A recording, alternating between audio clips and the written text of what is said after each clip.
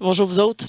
J'ai décidé d'introduire ma capsule numéro 2 d'aujourd'hui euh, en vous montrant une vidéo de ma sœur qui descend une pente de ski avec son manteau.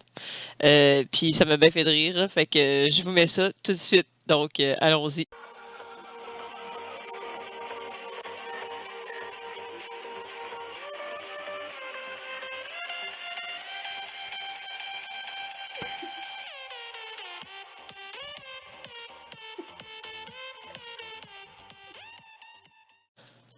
Alors, de retour après la pause.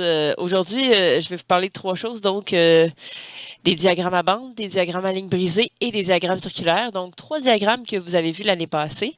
Mais là, maintenant, on va s'intéresser à les construire et savoir comment est-ce qu'ils fonctionnent. L'année passée, vous les lisiez. Mais là, maintenant, on va pouvoir faire des calculs à partir de ça. C'est donc la capsule 2. Le diagramme circulaire, en fait, ce diagramme-là, il est évidemment circulaire. Bravo.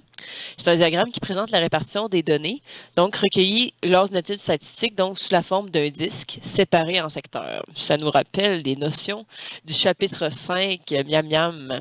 Donc, il va falloir évidemment aller chercher les angles au centre des différentes régions délimitées, donc dans ce disque-là. Et on va regarder donc les pourcentages.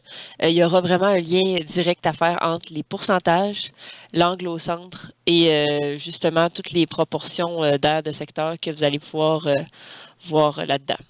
Donc, on va vous amener à en construire un. On vous a fait passer un sondage et on va utiliser ces résultats-là éventuellement, sûrement pour vous permettre de construire ces diagrammes-là.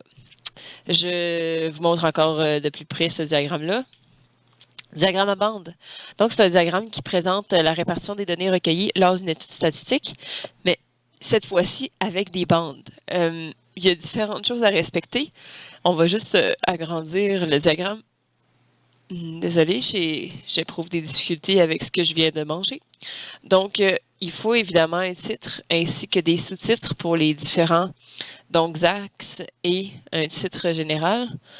Ensuite de ça, il y a des graduations qui sont importantes. Et finalement, les bandes, donc souvent, ça va être ma collègue va vous l'expliquer dans 2 petites secondes dans sa prochaine capsule, mais ça va être soit des données qui sont quantitatives discrètes, ou ça va être des données qui sont qualitatives. Dans notre cas, on a des données qualitatives. On parle d'éléphants, de guépards, d'autruches, de lions, de crocodiles et de zèbres.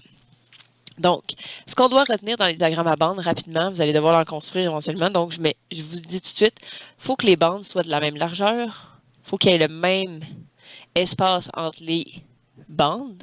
Ensuite de ça, la hauteur, si vous voulez des bandes, est proportionnelle évidemment à la proportion qu'on obtient donc en regard de toute l'étude. C'est cela, souvent on peut peut-être mettre différentes couleurs, mais en ce moment, on voit que c'est quand même allégé, on a vraiment accès à toutes les réponses, on voit très bien la présentation des résultats. Donc, parfois, on préférait le représenter comme ça. Donc, on utilise des diagrammes à bande pour représenter différentes choses comme ceci. Diagramme à ligne brisée maintenant. C'est un diagramme qui présente les données recueillies en fonction de leur évolution dans le temps. Donc ça, c'est plus intéressant. Donc on s'intéresse à une seule chose et on s'intéresse à son évolution. Donc comment elle va évoluer dans le temps. Comme par exemple, lorsqu'on s'intéresse à la bourse, on peut regarder voir la valeur du dollar canadien, la valeur du dollar américain, peu importe. J'ai décidé d'y aller un petit peu plus sur des terrains moins glissants, c'est-à-dire nombre d'animaux vendus donc dans une animalerie en 2017. Donc ici, on voit le nombre d'animaux, comme ceci.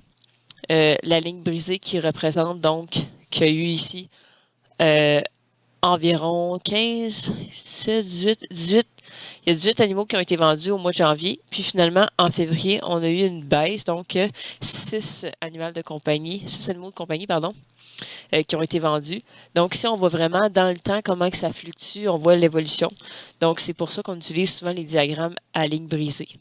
Donc, pour avoir une vue d'ensemble, un portrait de l'évolution de quelque chose. Donc voilà, on va vous demander de les tracer éventuellement. C'est pas pour tout de suite, mais ça s'en vient. Fait que préparez-vous mentalement. Ça va être à vous. Yes, passez une belle journée. Bye.